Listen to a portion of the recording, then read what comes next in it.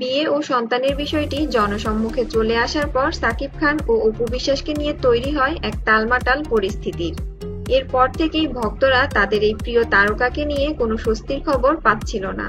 অবশেষে সাকিব আর অপুর এই দুশ্চিন্তার অবসান ঘটল, আর তা ঘটেছে বাংলার নতুন বছরের প্রথম দিনের সন্ধ্যায়। বৈশাখের প্রথম দিনে অপূর্ব এক সন্ধ্যা একসঙ্গে কাটালেন সাকিব খান ও অপু বিশ্বাস। ঢাকার একটি 5 তারকা হোটেলে বাস্তব জীবনের এই জুটি ঘণ্টাখানেকেরও বেশি সময় একান্তে কাটালেন। তাদের সঙ্গে ছিল 6 মাস বয়সী একমাত্র সন্তান আব্রাহাম খান জয়। বৈশাখী পাঞ্জাবি আর উত্তরীয়তে ঝলমলে ছিল শিশুপুত্র আব্রাহাম।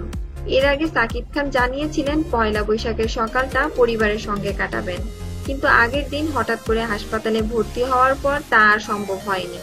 তবে আজ সন্ধ্যায় সাকিব জানালেন, সব মিলিয়ে এবারের বৈশাখটা অন্যরকম কেটেছে।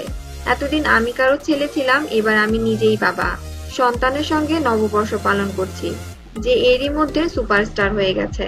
আর অপু বিশ্বাসের কাছে জানতে চাইলে তিনি বললেন, সত্যি অন্যরকম।